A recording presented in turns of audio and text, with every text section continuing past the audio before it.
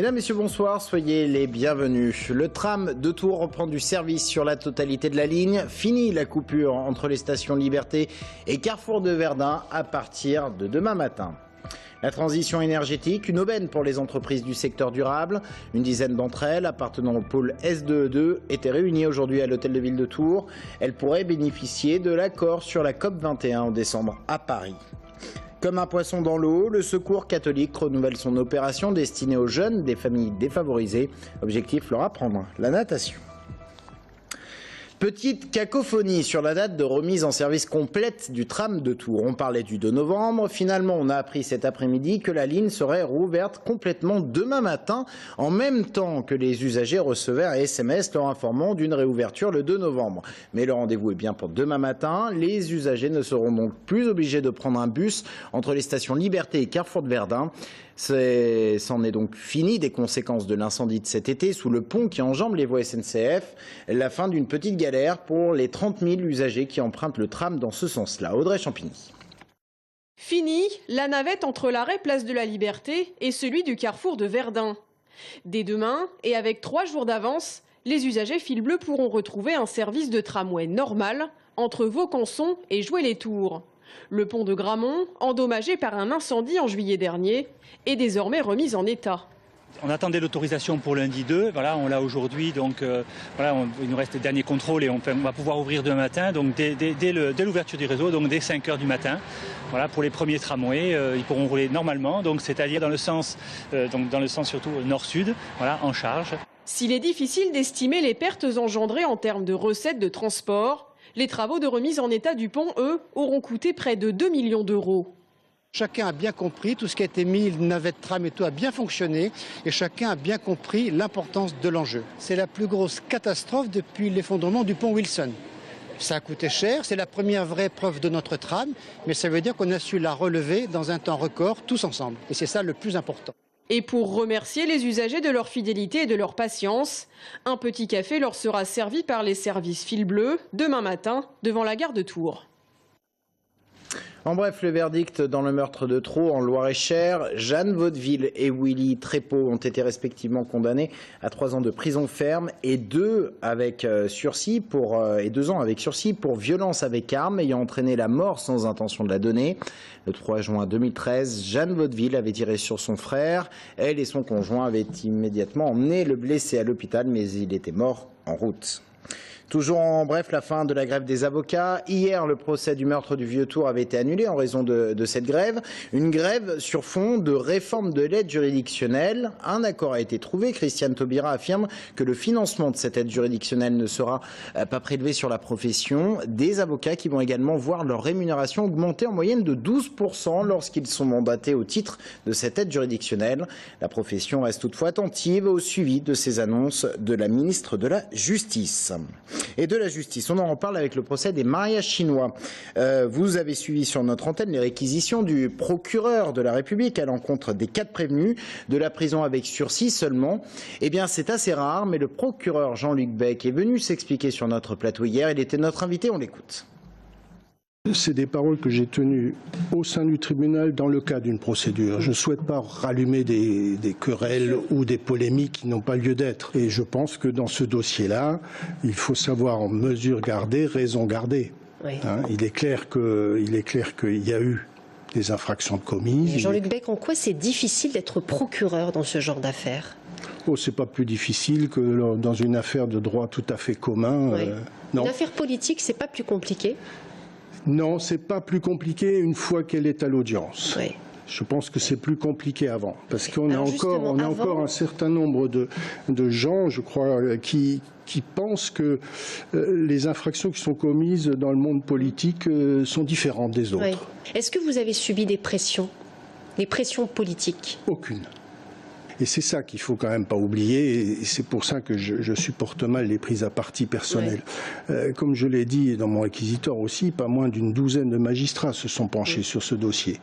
Je suis le procureur qui n'a pas commencé le dossier, je l'ai pris en cours. La Chambre de l'instruction a statué. On rappelle que ça fait 2 ans que vous êtes à Tours et que vous avez pris vos fonctions. Juge des libertés, plusieurs se sont succédés sur ce dossier, donc vouloir en faire une affaire personnelle me paraît complètement stupide. Le procureur de la République de Tours qui s'est saisi d'une affaire qui commence à faire grand bruit. SOS Racisme s'en est emparé, tout comme la délégation interministérielle à la lutte contre le racisme et l'antisémitisme. Nous vous en avons parlé. Il s'agit d'une nouvelle publication sur Facebook comparant Christiane Taubira à un singe et ce commentaire sur la ministre de la Justice, comme quoi elle attendrait une banane. Son auteur, une conseillère municipale de la majorité à Saint-Martin-le-Beau, Roselyne Dagnas. Le maire de Saint-Martin, Angélique Delahaye, prend sa défense en indiquant qu'elle n'est pas raciste. Toutefois, un rassemblement de protestation est prévu demain en fin de journée devant la mairie de Saint-Martin, à l'initiative SOS Racisme 37 qui entend dénoncer, je cite, le racisme vulgaire dans les mairies. En décembre, Paris accueille la COP21 avec l'espoir d'un accord mondial ambitieux sur le climat, pas une mince affaire. Et pourtant, la transition énergétique, c'est un potentiel de développement, en tout cas pour les entreprises engagées dans le développement durable et les nouvelles technologies. Une dizaine d'entre elles étaient réunies aujourd'hui à l'hôtel de ville de Tours. Elles appartiennent, ces entreprises, au pôle de compétitivité S2E2. Aurélie Renaud. Détection incendie, surveillance, mais également chauffage et climatisation. Désormais, tout est pilotable depuis un seul et unique serveur. Comment ? Grâce à ce logiciel, le dernier né de chez Siemens. Imaginé sur le site de Parcé-Mêlé, ce produit est proposé aux grands bâtiments. Objectif visé, la gestion énergétique. Les enjeux de demain, ça va être non seulement de contrôler et d'optimiser l'énergie, mais ça va être de la stocker et de la redistribuer éventuellement lorsqu'on en a plus besoin.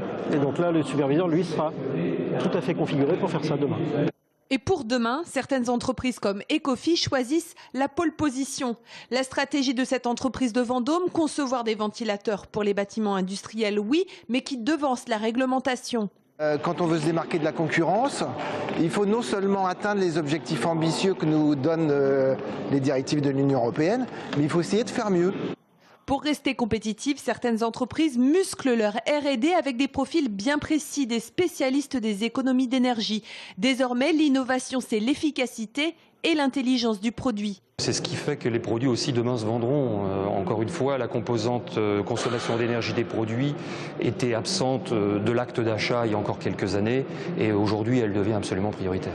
Réunis depuis 10 ans sous la bannière S2E2, 175 chefs d'entreprise et chercheurs des Pays de la Loire, du Limousin et de la région Centre-Val de Loire travaillent au quotidien ensemble sur des innovations énergétiques et les énergies renouvelables.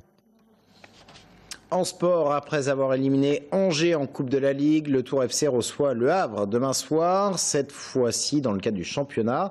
13e journée de Ligue 2, un seul point sépare les deux équipes au classement général. Un match important pour le Tour FC. La chose la plus difficile, comme je disais à l'équipe, maintenant, c'est avoir tout de suite les ressources nécessaires pour gagner les matchs contre Havre, parce que pour nous, c'est fondamental pour le classement, pour fixer notre classement et rester dans cette zone-là. Et surtout parce que il faut valider une prestation comme celui des coupes. Propos recueillis par Jonathan van der Voort. En athlétisme, c'est une pluie de médailles pour Marie-Amélie Le Fur dans le cadre des mondiaux d'athlétisme handisport. Une médaille d'or hier avec en plus un record du monde sur 400 mètres. Et aujourd'hui, une médaille d'argent sur le 100 mètres. Deux médailles qui viennent s'ajouter à deux autres, également une en or et une en argent. Marie-Amélie Le Fur qui compte désormais donc 4 médailles dans ces mondiaux. De l'athlétisme, on passe à la natation. Là, il ne s'agit pas de compétition, mais de cours donnés à des enfants de familles en difficulté. Le Secours catholique renouvelle son opération Comme un poisson dans l'eau. À l'occasion de ses vacances, une quarantaine de jeunes de l'agglomération de Tours y participent. Sébastien Gersch. Inscrits par le Secours populaire, ces enfants suivent gratuitement 10 séances de 45 minutes. Le but, découvrir, apprendre ou continuer à apprendre l'art de la natation. Ça m'a appris plusieurs nages. Ça m'a appris aussi comment respirer sous l'eau. Ça m'a aussi appris de ne pas mettre le pied sur le sol à chaque fois qu'on nageait. Ça m'a appris d'autres choses, mais sinon c'est l'essentiel. Prête ? L'essentiel, c'est d'être à l'aise en milieu aquatique. Et pour cela, les enfants sont notamment aidés par Jérôme. C'est du bonheur, c'est vraiment du plaisir. On sent qu'ils sont hyper heureux, on sent que les parents sont très contents de pouvoir les emmener. Nous, ce qui nous importe, c'est que tous les enfants sachent nager pour leur sécurité. pour que les parents se sentent rassurés aussi. Et on se rend compte qu'il y a beaucoup d'enfants qui malheureusement ne savent pas nager. Beaucoup trop. Une marque partenaire a fourni à chaque participant maillot et bonnet de bain. Le président du Secours Populaire 37 l'assure, la plupart de ces enfants n'auraient pas eu les moyens de prendre des cours de natation sans l'opération Comme un poisson dans l'eau, une offre incontestablement utile. Ça va être couronné par un diplôme vendredi midi lors de la dernière séance. Donc un vrai diplôme homologué, délivré par des maîtres nageurs, certifié, donc un diplôme qui sert pour toute la vie. Ce qui est sûr, c'est que désormais à la piscine, ces enfants n'attendront pas au bord de l'eau, ils pourront y faire un saut. L'économie française se porterait mieux, c'est en tout cas ce qu'il faut croire en raison de certains indicateurs qui nous le disent. On en parle tout de suite avec notre invité, le président du MEDEF Touraine.